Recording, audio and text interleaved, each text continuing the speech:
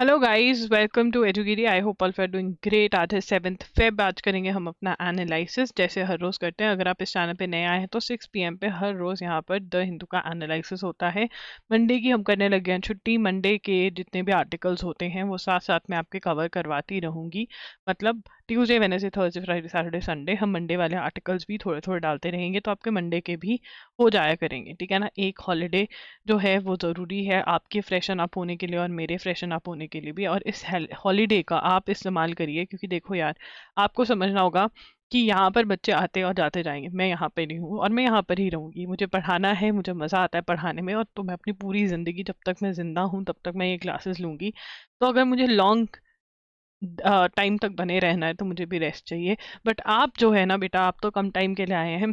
आप इस हॉलीडे जो मंडे का है उसको रिविजन डे बनाइए, और जो पिछले 7 दिनों में आपने पढ़ा है उसको पूरा पूरा रिवाइज करिए।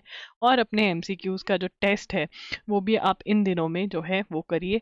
ठीक है। तो ये मैं प्लान सोच रही हूँ, किसी ने भी कमेंट नहीं किया कि कैसा सा प्लान है। But I think this is going to be a very good plan, जिससे कि मुझे भी छुट्टी मिल जाएगी और आप भी अपने जो करंट अफेयर्स हैं वो रिवाइज कर पाएंगे।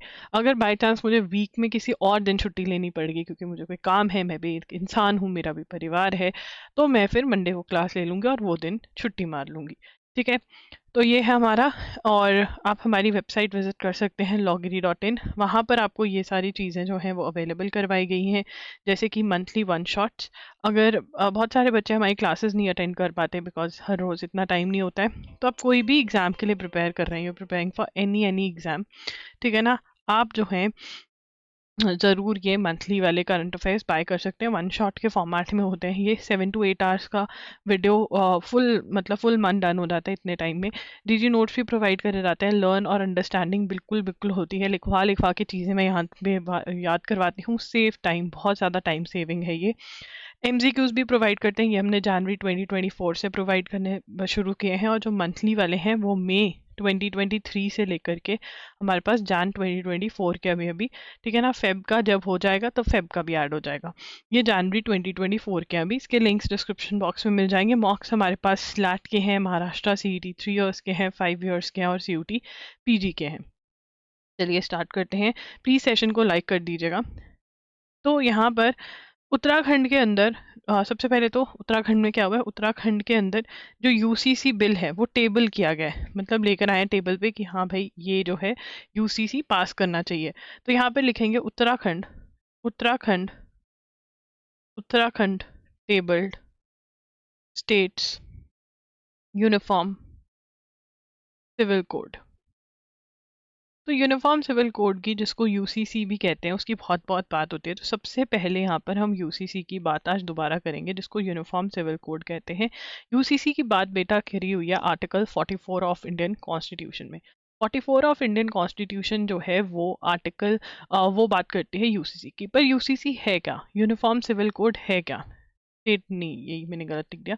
Uniform civil code, uniform civil code है क्या? What is it? Uniform civil code is a UCC is a directive principle. DP है directive principle of state policy. ठीक है। इसको पूरा ही लिखो तुम, directive principle, directive principle of state policy. ठीक है। तो इसका मतलब क्या है, देखिए अभी क्या है, आपकी शादी होगी, ठीक है ना। ये जो दूसरी चीज़ है ये कभी ना हो, डाइवोर्स लोगों का होता है, बट डाइवोर्स, मैरिज, अडॉप्शन, आपको बच्चा अडॉप्ट करना है, ठीक है ना, प्रॉपर्टी डिवाइड होनी है परिवार के बीच में, ये सारी चीज़ें जो हैं, इन सब के जो लॉज एप्लीकेबल नाउ जो है, laws applicable in accordance to, laws applicable in accordance to, in accordance to religion और कम्युनिटी। ठीक है ना। मतलब आप कौन से रिलीजन को बिलोंग करते हो, आप कौन सी कम्युनिटी को बिलोंग करते हो, वहाँ पर कैसा होता है, वो लॉज एप्लीकेबल होते हैं जब हम मैरिज की बात करते हैं, डाइवोर्स की बात करते हैं, अडॉप्शन की बात करते हैं, प्रॉपर्टी डिवीजन की बात करते हैं। बट UCC क्या कहता है कि यूनिफॉर्म लॉज होंगे। और जो ये चीज़ है ना कि कम्युनिटी और रिलीजन के बेसिस पे हमारे को लॉ एप्लीकेबल होता है, उसको कहते हैं कि इन सब चीज़ों में कौन सा लॉ एप्लीकेबल है, इन सब चीज़ों में पर्सनल लॉ एप्लीकेबल है। कौन सा लॉ एप्लीकेबल है बेटा जी? पर्सनल लॉ बोलते हैं कि पर्सनल लॉ की रिलीजन और कम्युनिटी जो आपका पर्सनल हर किसी का अलग अलग है, उसके अकॉर्डिंग आपकी मैरिज होती है, आपका डाइवोर्स होता है, अडॉप्शन होती है, प्रॉपर्टी होती है। ठीक है, बट यूनिफॉर्म सिविल कोड क्या कहते हैं? इन सब में, इन सब के लिए, मैरिज, डाइवोर्स, अडॉप्शन के लिए सेम लॉज होने चाहिए, सेम लॉज फॉर ऑल।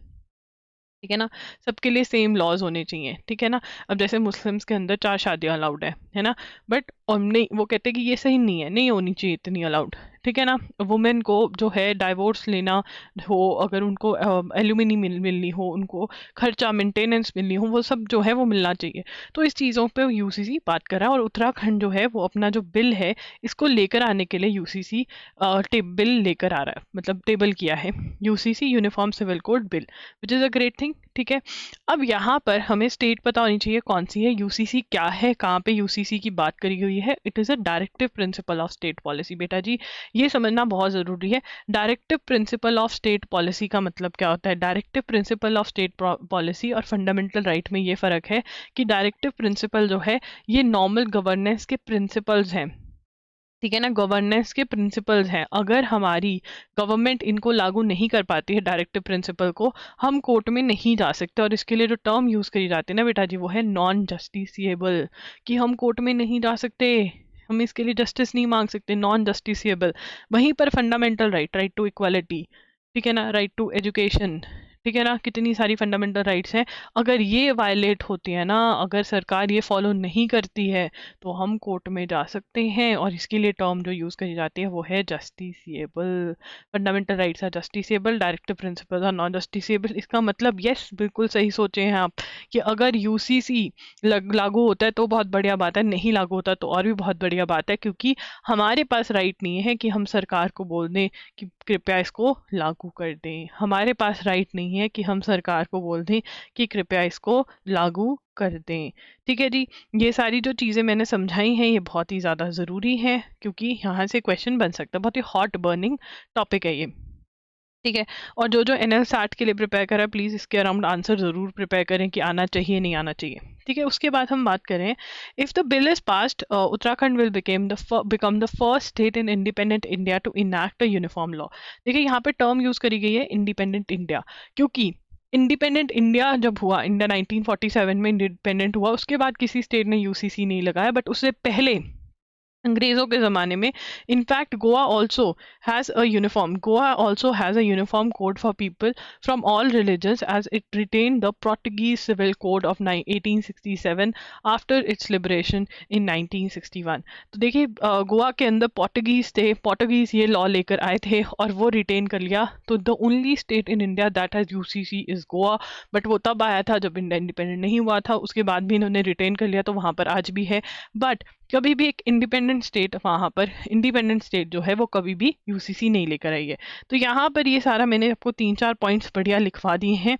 अब यहाँ पे 4th पॉइंट बनेगा, इफ बिल इज पास्ड, लिखेंगे if bill is passed Uttarakhand, if bill is passed Uttarakhand will become, Uttarakhand will become the first state, the first state in independent India, in independent India to enact, to enact a UCC for all communities।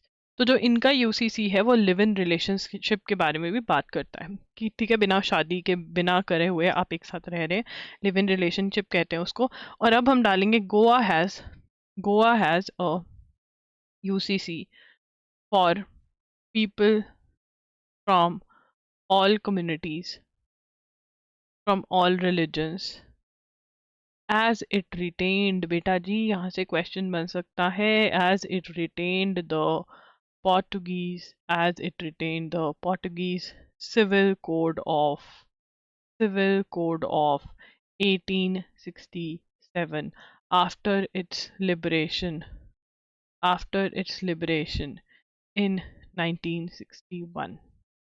ठीक है ना, तो यहाँ पर इन्होंने क्या किया, इन्होंने ये कोड रिटेन कर लिया था। ठीक है ना, पोर्टुगीज जो थे यहाँ पे रूल करते थे। तो उत्तराखंड बनेगी फर्स्ट स्टेट अगर ये बिल पास हो जाता है। अभी तो ये बिल दिखा रहे हैं सिर्फ कि हाँ जी हम लेकर आए हैं, ठीक है। उसके बाद however the scheduled tribes who constituted 2.9% of state's population have been kept out of the ambit of the bill। जो बिल लेकर आए उसके अंदर शेड्यूल्ड ट्राइब जो हैं they have been kept out। This is again very important. ये बनेगा 4th point. I hope आपने डब्बे में डाल दिया हो because out of the way जाके पॉइंट आया है। ठीक है, शेड्यूल्ड ट्राइब्स प्लीज इंपॉर्टेंट है, इसको लिख लीजिए। Scheduled tribes who are 2.9% of state's population have been kept out of the bill, have been kept out of the bill। देखिए शेड्यूल कास्ट का भी, शेड्यूल ट्राइब के बहुत ज़्यादा जो ट्रेडिशन और ये सब चीज़ों के होते हैं वो बहुत अलग होते हैं। According to mister Dhami the bill would have evil practices, would end evil practices like हलाला, ये मुस्लिम प्रैक्टिसेस है इद्दत, apart from matters related to divorce. हलाला क्या होता है कि जो लड़की अगर उसको ए के साथ उसकी शादी हो रखी है, ठीक है ना, अब वो अगर उसको ए के पास वापस जाना है तो उसको बी के साथ एक रात निकालनी पड़ेगी तभी वो ए के पास जा सकती है, दैट इज हलाला। इद्दत के अंदर वेटिंग पीरियड होता है 3 मंथ्स, 3 मेंस्ट्रुअल साइकिल्स के बाद ही वो दोबारा शादी कर सकते हैं, उससे पहले नहीं। Apart from matters relating to divorce, the bill has provisions on live-in relationship, property inheritance. Under UCC, marriages will only take place only between one man and one woman। इसका मतलब सेम सेक्स मैरिज के बारे में इन्होंने कोई बात नहीं करी। लीगल एज सेम रखी हुई है। What is the legal age? India के अंदर बॉयज़ की 21 ईयर्स है और गर्ल्स की 18 ईयर्स है, वही इन्होंने रखी है। ठीक है, उसके बाद यहाँ पर आई होप आपको ये समझ में आ गया होगा। यहाँ पे बहुत गनमन बचा है बट वेरी इंपॉर्टेंट कि यूसीसी क्या है। ठीक है ना, वैसे मैंने इसके दोनों पार्ट्स बनाए थे, मैं भूल गई समझाते समझाते, ज़्यादा ही फ्लो में हो गया, but it is very easy, कोई इसमें डिफिकल्टी नहीं है। अगर आपको डिफिकल्टी लगती है तो संडे को जो सेशन होता है, यस संडे को डाउट सेशन होता है। ठीक है ना, तो आपको कोई भी डाउट अगर लगता है कि हाँ यार ये समझ नहीं आया तो कमेंट कर दिया करो, टॉपिक का नाम और डेट। ठीक है ना, मेरे पास नोट्स पड़े होते हैं, 7 डेज पुराने नोट्स मैं रखती हूँ अपने पास, तो वो मैं नोट्स खोलकर आपको पढ़ा दूंगी, मुझे कोई दिक्कत नहीं है। समझ में आना चाहिए, अगर आप रेगुलरली क्लास अटेंड करो, इतनी मेहनत कर रहे हो, तो मैं भी आपके लिए इतनी मेहनत कर सकती हूँ। देखिए अब फाइनेंस कमीशन जो है वो क्यों बिठाया जाता है, क्या करता है फाइनेंस कमीशन? फाइनेंस कमीशन जो है, ठीक है, 16th फाइनेंस कमीशन अब बिठा चुके हैं, उनको हेड्स भी मेंबर्स भी सारा डिसाइड हो चुका है। तो ये बताइए 16th फाइनेंस कमीशन जो है उनके हेड कौन है? तो बेसिकली फाइनेंस कमीशन करता क्या है? फाइनेंस कमीशन जो है distribution of taxes, of revenue, tax revenue between centre and state and among state, between centre and state and among states, and among states। तो ये डिस्ट्रीब्यूशन होती है। ठीक है ना, जो रेवेन्यू जो इकट्ठी हुई है, रेवेन्यू टैक्स से रेवेन्यू, उसकी डिस्ट्रीब्यूशन कैसे होगी सेंटर और स्टेट के बीच में, और आगे स्टेट्स के बीच में कैसे डिस्ट्रीब्यूट होगा, ये फाइनेंस कमीशन जो है वो डिसाइड करता है।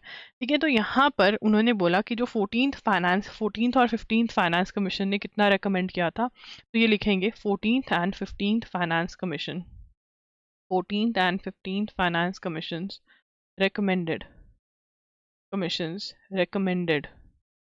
recommended 42% and 41%, 42% and 41% of net tax revenue to be the shares of state। ठीक है ना, but it was how much? 2015-2016 में 35% था। ठीक है ना, और 2023-24 के अंदर इट वॉज 30%। ठीक है ना, मतलब कितना कहा गया था, इतना इतना कहा गया था, बट था कितना? वो इतना इतना था। ठीक है, बस इतना याद रखना है, आपको पता होना चाहिए। 16th फाइनेंस कमीशन के हेड का नाम इज़ वेरी वेरी इंपॉर्टेंट, तो कमेंट कर देना, मैंने आपको पढ़ा दिया ऑलरेडी। अब यहाँ पर ये स्कीम्स के बारे में बात करें कि स्टेट्स के पास, अब देखो जो सेंट्रल गवर्नमेंट पैसा रख रही है वो सेंट्रल गवर्नमेंट भी तो स्टेट्स को ही देगी ना। सेंट्रल गवर्नमेंट के पास क्या है, तो सेंट्रल गवर्नमेंट स्टेट्स को कैसे पहुंचाती है पैसा? देखिए यहाँ पर स्कीम्स होती हैं, दो स्कीम्स होती हैं। एक तो सी सेक्स स्कीम। सी सेक्स स्कीम क्या है? Are fully funded by union government. तो यहाँ पे हम किसके बारे में बात करें? सी सेक्स स्कीम्स। ठीक है, सी सेक्स स्कीम्स क्या है? सी सेक्स स्कीम्स जो हैं are fully funded by, are fully funded by, ये ब्लू से लिखना था हमको, are fully funded by, are fully funded by union government, are fully funded by union government in sectors where union government where union government has exclusive legislative or institutional controls. ठीक है ना, तो इसके अंदर फुली मतलब जो जो area के अंदर लेजिस्लेचर और इंस्टीट्यूशनल कंट्रोल, ठीक है ना, यूनियन गवर्नमेंट का है, सेंट्रल गवर्नमेंट का है, तो वहां पर फुली फंडेड कौन करता है, सीसेक स्कीम के अंदर सेंट्रल गवर्नमेंट स्टेट को सारा का सारा जो पैसा है वो देती है सीसेक स्कीम के अंडर, राइट। और वहीं पर जो दूसरी स्कीम है वो कौन सी है, सेंट्रली स्पॉन्सर्ड स्कीम। सीसेक स्कीम का फुल फॉर्म क्या है, सेंट्रल सेक्टर स्कीम्स, ये भी लिखेंगे। सीसेक का फुल फॉर्म क्या है, central sector schemes, central sector schemes, ये फुल फॉर्म है, ठीक है ना। और यहाँ पर जो सी एस एस है, सी एस एस क्या है, centrally sponsored schemes. Centrally sponsored schemes जो हैं वो क्या होती हैं, the union government influences the priorities of the states through C S S, where in the union government provides partial funding है, ठीक है ना। ये क्या है, government influences the priority of state. अब ये ओपिनियन दे दी इसने, यहाँ पे क्या लिखेंगे, partial, union government union government provides partial funding and another part is to be committed by states, ठीक है ना। तो यहाँ पर दो टाइप की फंडिंग होती है, एक सी सेक में सब कुछ यूनियन गवर्नमेंट सारा पैसा देती है स्टेट को जो भी स्कीम है, और सी एस एस में आधा आधा होता है, आधा सेंट्रल गवर्नमेंट देती है, कुछ सेंट्रल गवर्नमेंट देती है और कुछ जो है वो स्टेट्स देती हैं, ठीक है ना। आधा आधा नहीं याद करना, मतलब कुछ फंड स्टेट देती है, कुछ सेंटर। तो ये है फंडिंग का पार्ट। क्यों बात हो रही है, क्योंकि 16 फाइनेंस कमीशन आ गया तो इसलिए। उसके बाद एक बहुत ही इंपॉर्टेंट टॉपिक जो है वो है डीलिमिटेशन। डीलिमिटेशन का टॉपिक बहुत ही इंपॉर्टेंट है, इसको समझ लेना, थोड़ा ध्यान से सुनना। डीलिमिटेशन क्या है, अब देखिए आप कहते हो ना हमारे मतलब मान लो ये आपका एरिया है, ठीक है ना, आपका इलाका है। अब यहाँ पर एक इंसान यहाँ से जाता है, ठीक है ना, स्टेट लेजिस्लेटिव में, एक यहाँ से चुनकर जाता है, एक यहाँ से जाता है, एक यहाँ से जाता है, एक यहाँ से जाता है। तो कभी तुमने सोचा ये एरियाज डिवाइड कैसे होते हैं, क्योंकि ये एरियाज जो डिवाइड होते हैं ज़रूरी नहीं कि अगर एक सेक्टर है तो एक सेक्टर में से होगा, नहीं, कभी बहुत सारे सेक्टर्स, बहुत सारी कॉलोनीज जो होती हैं वो एक साथ होती हैं, है ना। तो ये जो होती है ना, ये जो बाउंड्रीज बनाई जाती हैं, है ना, ये जो बाउंड्रीज बनाई जाती हैं, इसको बोलते हैं, इसको बोलते हैं डीलिमिटेशन। तो अगर हम पढ़ें इसकी definition, delimitation means the process of fixing the number of seats and boundaries of territorial constituencies in each state for the Lok Sabha and legislative assembly. ये जो बाउंड्री सेट करी जाती है कि इस इलाके में से एक बंदा जाएगा, इस इलाके में से एक, इसमें से एक, ये बाउंड्री जो सेट होती है इसको डीलिमिटेशन बोलते हैं। तो आइए लिखेंगे, पहले हेडिंग दोबारा से दे देते हैं, delimitation. Delimitation, delimitation means the process of fixing the number of seats number of seats and boundaries boundaries of territorial constituencies in each state for the Lok Sabha and legislative assemblies, ठीक है ना। Process of fixing the number of seats and boundaries of territorial constituencies, इस boundary में से इतने जाएंगे, इसमें से इतने, उसको डीलिमिटेशन कहते हैं, ठीक है ना। It also includes determining the seats reserve और schedule caste and schedule tribe. कौन सी seat schedule caste schedule tribe के लिए रिजर्व्ड है। Article 82 and 170 of the constitution provide the number of seats in Lok Sabha and state legislative assembly as well as its division into territorial constitution shall be readjusted after each census. Census का मतलब, इसको पहले हम लिख लेते हैं, second point लिखेंगे, article 82 and 170, article 82 and 170 of the Indian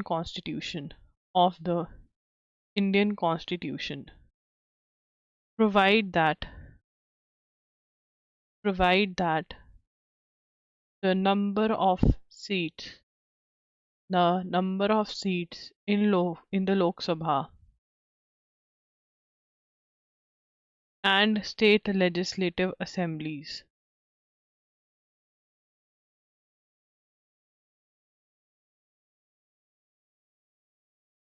as well as its division into territorial constituencies shall be readjusted after each census. तो यहाँ पर ये क्या कह रहे हैं कि टेरिटोरियल मतलब एरिया वाइज भी और number of people from different areas भी जो है वो रीएडजस्ट होगा आफ्टर ईच सेंसस सेंसस का मतलब क्या होता है पॉपुलेशन काउंटिंग। तो तुम कहोगे पॉपुलेशन काउंटिंग पे क्यों डिपेंड करती है डीलिमिटेशन, क्योंकि डीलिमिटेशन जो होती है बाउंड्री सेट ही इसी बेसिस पे करी जाती है कि इतने लोगों को एक बंदा रिप्रेजेंट कर दे वो बहुत है। ठीक है ना, मान लो ये एरिया है, ठीक है ना, यहाँ पे एक ज़्यादा पॉपुलेटेड है, ये एरिया बहुत ज़्यादा पॉपुलेशन है, यहाँ पे थोड़ी कम पॉपुलेशन है, ये वाले एरिया में पूरी कम पॉपुलेशन है पूरे में। ठीक है ना, ये हो सकता है इस पूरे एरिया में से एक इंसान हो, इस पूरे एरिया में से एक इंसान हो, बट इतने से में से एक हो। तो मतलब एरिया जो है वो डिवीजन किस हिसाब से होता है पॉपुलेशन के बेसिस पे।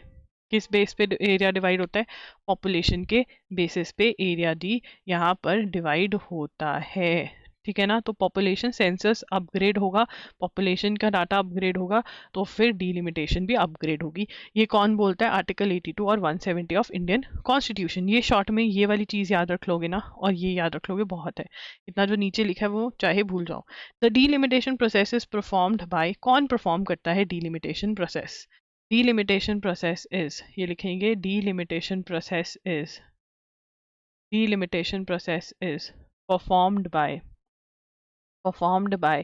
delimitation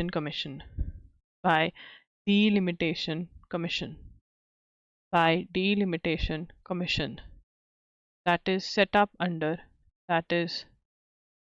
under an act of parliament. Such an exercise, अब ये एक्सरसाइज कब कैरी आउट हो चुके हैं delimitation was carried out after 1981, 1951, 1961 and 1971 census। In census के बाद डीलिमिटेशन एक्टिविटी कैरी हुई थी। उसके बाद क्यों नहीं कैरी हुई, हैवी तो नहीं हो रहा। डीलिमिटेशन क्या है ये पता चल गया। ठीक है, ये क्या कहते हैं कि हर सेंसस के बाद डीलिमिटेशन दोबारा होगी। ठीक है, कब कब डीलिमिटेशन दोबारा हुई 1951, 61, 71। ठीक है, delimitation process perform by delimitation commission that set up under an act of parliament. Act of parliament के अंदर डीलिमिटेशन कमीशन जो है वो सेटअप होती है। ठीक है जी, ठीक है। यहाँ पर डेमोक्रेसी मीन्स रूल और ये सब छोड़कर हमें पता होना चाहिए यार 1971 में ऐसा क्या हुआ। ठीक है ना, कि 1971 के बाद कि उसके बाद सेंसस के बाद डीलिमिटेशन नहीं हुआ या हुआ था हमें पता नहीं है। तो देखते हैं। It follows that government is elected by majority with broad principle. The number of seats in Lok Sabha based on the 1951, 61, 71 census was fixed at 494, 522, 543 when the population was so and so। ठीक है जी, अब यहाँ पर 1971 के अकॉर्डिंग जो है वो froze कर दिया गया। It has been frozen as per 1971 census in order to encourage population control measures. ठीक है ना, एम क्या था 1971 का सेंसस हुआ, डिलिमिटेशन हुई, उसके बाद सेंसस तो हुआ, पॉपुलेशन जनगणना जिसको कहते हैं काउंटिंग ऑफ पॉपुलेशन तो हुई, बट क्या नहीं हुआ मेरे बच्चों, सेंसस के बाद डिलिमिटेशन नहीं हुआ। मतलब री drawing the boundaries for Lok Sabha for state legislature वो नहीं हुआ। क्यों, ये कहते हैं कि हम क्या प्रमोट करना चाहते हैं, population control measures, so that states with higher population growth do not end up having higher number of seats. ऐसा ना हो कि जहाँ पर पॉपुलेशन ग्रो हो रही है उनके पास ऑब्वियसली पॉपुलेशन के बेस पे डिवीजन होता है, नंबर डिसाइड होता है कि कितने एरिया से कितने लोग आएंगे, तो ऑब्वियसली जहाँ पर पॉपुलेशन ज़्यादा है वो स्टेट्स में से ज़्यादा एमपीज आएंगे, ज़्यादा वहाँ के नंबर ऑफ एमएलएज होंगे। तो इसी चीज़ को रोकने के लिए, पॉपुलेशन कंट्रोल में लाने के लिए 1971 में में ये फ्रोज कर दिया गया। किसके थ्रू फ्रोज किया गया? 42nd amendment act was done through 42nd Amendment Act till the year 2000 and फिर 84th Amendment Act के थ्रू 2026। अब यहाँ पर ये हम सेकेंड पार्ट बनाएंगे। 1971 सेंसस सीट्स वर फ्रोजन, ठीक है ना, कि वहां पे रोक दिया गया। क्यों रोक दिया गया? Census in order to encourage population control measures, कि आप पॉपुलेशन कंट्रोल मेजर्स लीजिए, वो ज़रूरी है, ठीक है ना। पॉपुलेशन कंट्रोल मेजर्स के लिए ये रोका गया। और कैसे रोका गया? पहले 42nd अमेंडमेंट के थ्रू कब तक फ्रीज किया गया? 2000 तक, और फिर बेटा जी फिर 2026 तक फ्रीज कर दिया गया थ्रू 84th अमेंडमेंट। अब 2026 तो आने वाला है, 2026 तो आने वाला है, बट एक और प्रॉब्लम आ गई। कुछ स्टेट्स की पॉपुलेशन अभी भी ज़्यादा है और बहुत सारी स्टेट्स की कम हो गई। जिनकी कम हो गई वो कहते हैं हम क्यों सफ़र करें, हमारे यहाँ से क्यों एमपी कम जाएं, हमने तो पॉपुलेशन कंट्रोल पे काम किया, हमें तो अवार्ड मिलना चाहिए। तो अब कैसे 2026 के अंदर डिलिमिटेशन की जाए कि पॉपुलेशन जो है, जिन्होंने पॉपुलेशन कंट्रोल करी, उनको नुकसान नहीं हो, उनको डिसएडवांटेज नहीं हो। ठीक है जी, ये है आपका डिलिमिटेशन का सारा मुद्दा। ये मैंने आपको समझा दिया है, इसमें कोई वो नहीं है दिक्कत वाली बात। अब यहाँ पर ना बातचीत चल रही है। 7 जज बेंच बैठे हुए, मतलब 7 जजेस बैठे हुए हैं एक बेंच के ऊपर। एक बेंच तो नहीं, अलग अलग कुर्सियों पे 7 जजेस बैठे हुए हैं और वो कौन सा केस डिसाइड कर रहे हैं। वो आर्ग्यूमेंट्स चल रहे हैं। The question of whether states can identify and sub classify groups within schedule caste. तो अब क्या है, शेड्यूल कास्ट के विद इन भी तो ग्रुप्स हैं, क्या उनको सब कैटेगराइज कर सकते हैं? ठीक है ना, कि मान लो ये XYZ ग्रुप है, ये बेचारा शेड्यूल कास्ट में बहुत ही पिछड़ा हुआ है, ठीक है ना, इनको आगे ले आओ, पहले प्रेफरेंस इनको दी जाएगी रिजर्वेशन की, फिर किसी और को दी जाएगी। क्या ऐसा स्टेट्स कर सकती हैं? तो आइए यहाँ पे पढ़ते हैं। 7 जज constitution bench on Tuesday question why affluent, जो बहुत अच्छी मतलब कर रहे हैं, जिनके वो कहते हैं IPS और IAS बन गए हैं, जिन फैमिलीज में से बच्चे, ठीक है, अब उनके आगे बच्चे, एक IAS IPS का ऑफिसर का बच्चा, उसको तो सारी अपॉर्चुनिटीज मिल रही है ना, सब अपॉर्चुनिटीज मिल रही है, उसको तो कोई दिक्कत नहीं है, बट उनके बच्चों को कोई रिजर्वेशन मिल रही है। Once a person gets into IPS और IAS, his children do not suffer from the disadvantages of others from his group who live in a village. जो गाँव में रह रहे हैं वो वाली जो डिसएडवांटेज है वो IAS IPS का बच्चा नहीं फेस करेगा। तो वो इक्वल क्यों है? ठीक है ना, दोनों शेड्यूल कास्ट कैटेगरीज हैं, पर एक शहर में रह रहा है या फिर इवन अगर रूरल एरियाज में भी रह रहा है, बट अगर वो IAS IPS का बच्चा है और वहीं पर एक फार्मर का बच्चा है, तो बताइए किसको ज़्यादा एडवांटेज हुई? इसको तो वैसे एडवांटेज है, हम इसको कैसे सेम लेवल पे प्लेस कर सकते हैं? ठीक है ना, सुप्रीम कोर्ट ने ये क्वेश्चन पूछा।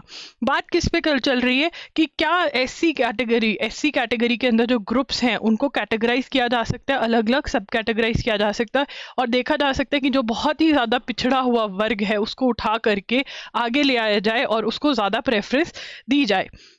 अब यहाँ पे पंजाब गवर्नमेंट आर्ग्यू कर रही है। The Punjab government opened arguments by submitting that states were empowered to identify subcaste. अब यहाँ पे ये पावर किसके पास है? प्रेसिडेंट के पास है सबकास्ट आइडेंटिफाई करने की, या फिर स्टेट के पास है? बात यहाँ पर ये चल रही है। तो पंजाब ने कहा कि स्टेट्स के पास है, ठीक है ना। The state is defending the validity of its law. Punjab जो है, Punjab schedule caste and backward classes reservation in services act 2006 लेकर आया था, जिसके अंदर वो फर्स्ट प्रेफरेंस देते हैं, कोटा देते हैं वाल्मीकिज और मज़हबी सिख्स को, ठीक है ना। तो यहाँ पर 2010 the state high court struck down the provision on the basis of 5 जज constitution bench judgement in EV Chinnaiah case which held that only the president was empowered to categorize a group as SC under article 341 of the constitution. समझ रहे हो? अब यहाँ पे question ये है कि शेड्यूल कास्ट है, सारे ग्रुप्स हैं, बहुत सारे ग्रुप्स होंगे शेड्यूल कास्ट में, ABC है, DEF है, XYZ है, ठीक है। अब इनको सब कैटेगराइज करना, क्योंकि अभी क्या है, शेड्यूल कास्ट हो ठीक है रिजर्वेशन, बट नहीं, अगर इसमें से आइडेंटिफाई किया जाए कि बैकवर्ड कौन से हैं और भी ज़्यादा, और उनको आगे ले जाकर उनको प्रेफरेंस दी जाए, वो पावर किसके पास है? स्टेट के पास है या प्रेसिडेंट के पास है? अब यहाँ पर जो जजमेंट है सुप्रीम कोर्ट की, एक वो क्या कहती है, ये लिख लेते हैं। EV चन्हैया केस क्या कहता है? held that only the president was empowered was empowered to categorize a group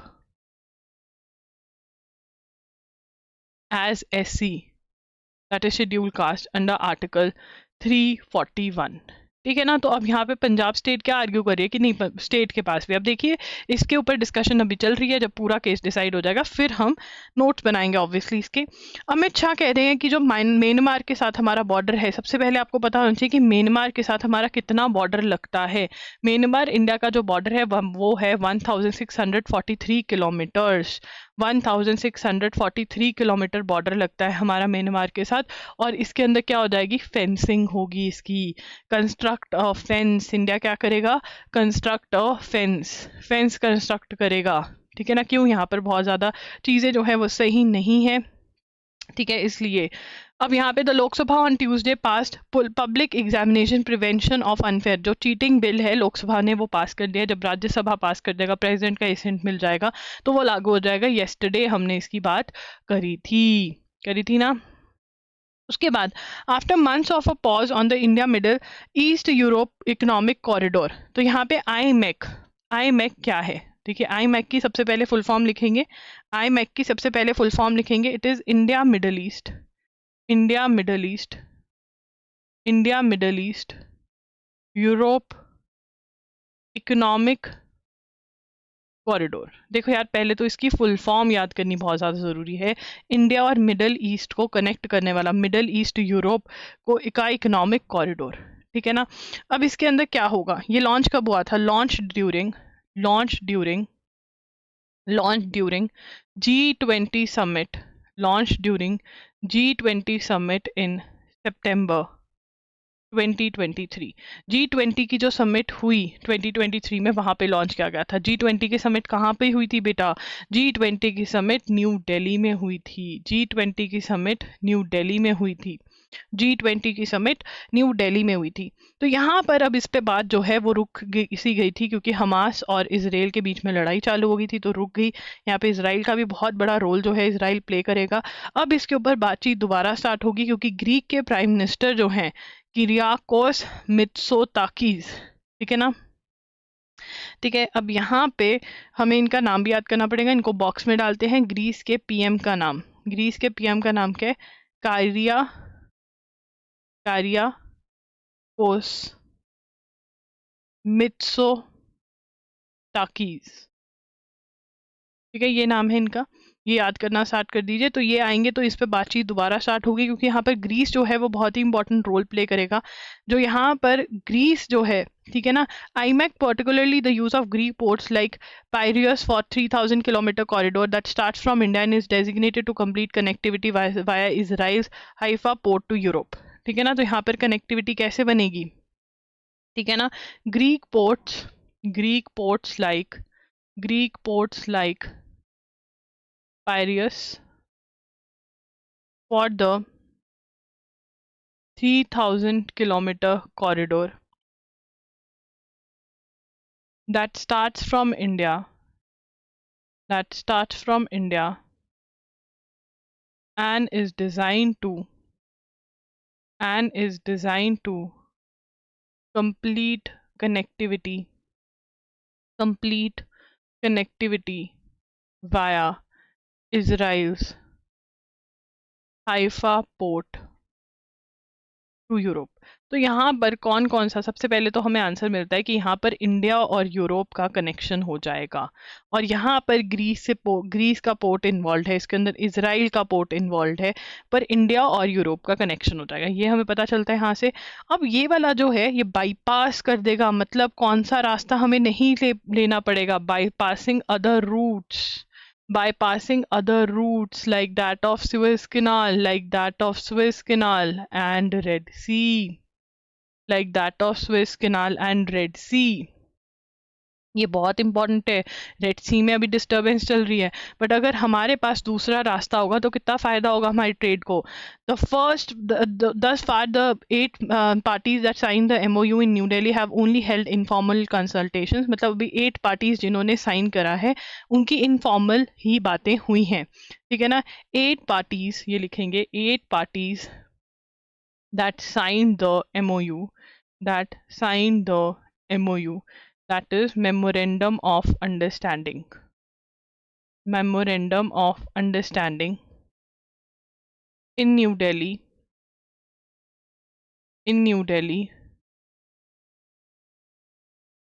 have only held informal consultations. ठीक है, अब इनफॉर्मल कंसल्टेशंस ही हुई हैं, बट यहाँ वाले पॉइंट से हमको 2 पॉइंट मिल जाते हैं कि 8 पार्टीज ने MOU साइन किया है, वो तो फॉर्मल है ना। और वो 8 पार्टीज बेटा जी कौन सी हैं? वो है यूरोपियन यूनियन, मैं भी कहूँ यूनियन ऑफ कौन सी होगी, European union, France, Germany,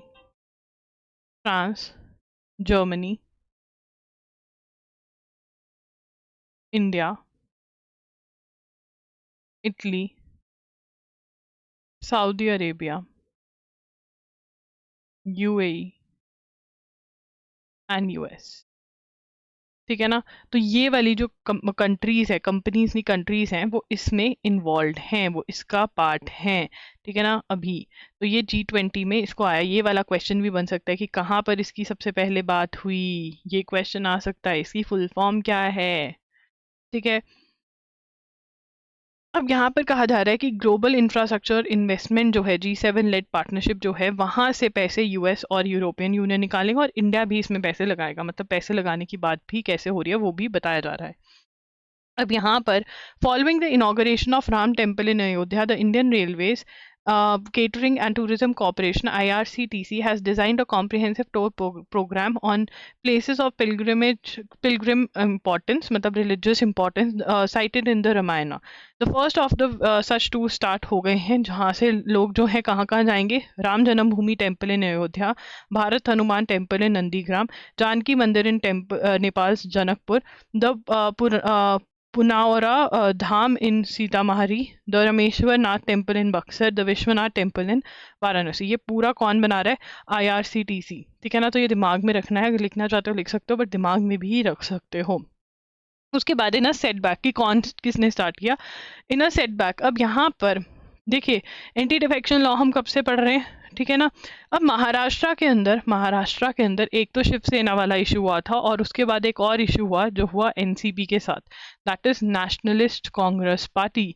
that is nationalist Congress party. इनके साथ क्या हुआ? नेशनलिस्ट कांग्रेस पार्टी के अंदर भी 2 पवार हैं, एक अजीत पवार, ठीक है ना, और दोनों ही बहुत ज़्यादा पावर है इनके पास, और एक है शरद पवार। ठीक है ना, ये दोनों, शरद पवार तो पहले से ही इसके हेड थे।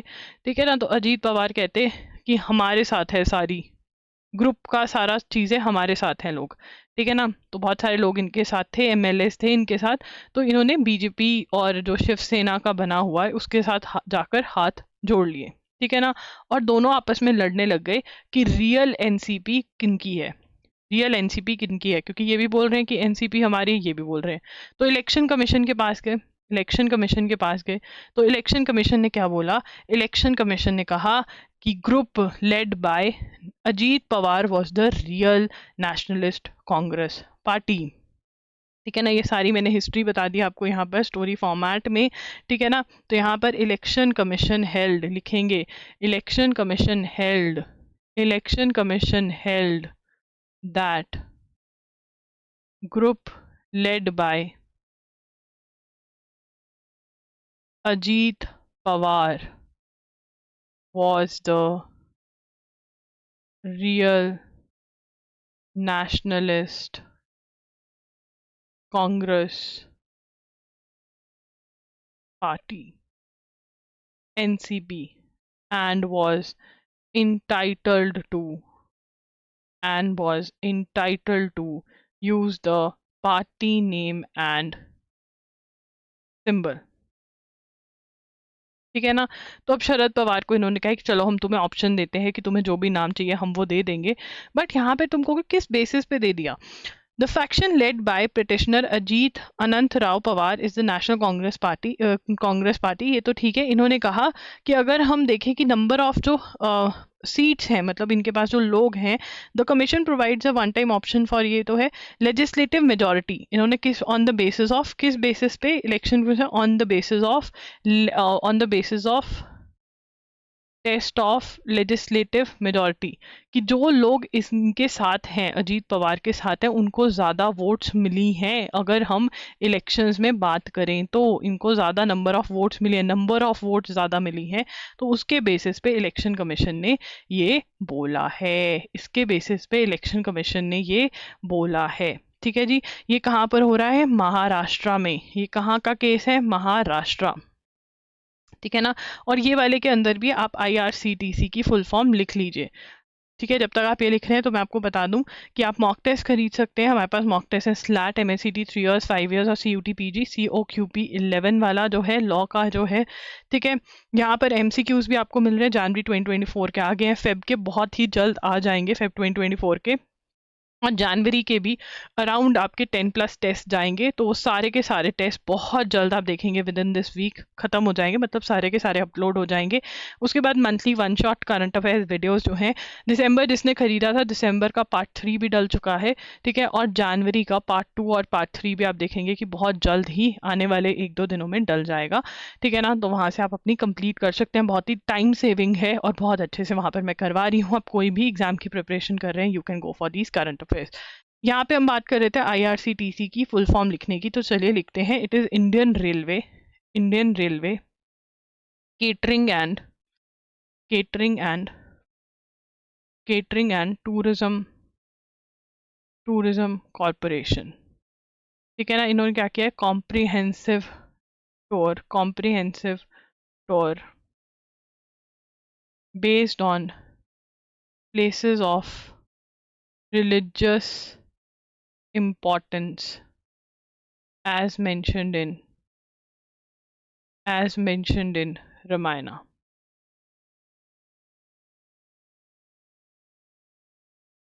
जैसे रामायणा में मेंशन किया हुआ है, तो यहाँ पे ये सारे टेम्पल्स हैं। इसमें राम जन्मभूमि आ जाती है अयोध्या के अंदर। ठीक है। ये टेम्पल्स का नाम अगर लिखना है तो लिख लो, मैं भी लिखवा ही देती हूँ। टेम्पल अयोध्या। ठीक है ना। भारत हनुमान टेम्पल, नंदीग्राम, जानकी मंदिर, नेपाल, पुराना पुनौरा धाम, सीता मारही एंड रामेश्वरनाथ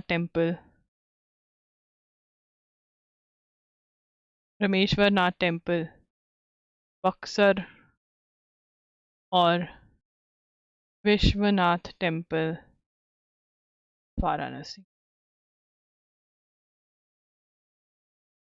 ठीक है ना। इन सबको कनेक्ट करते हुए IRCTC ने ये प्लान बनाया है।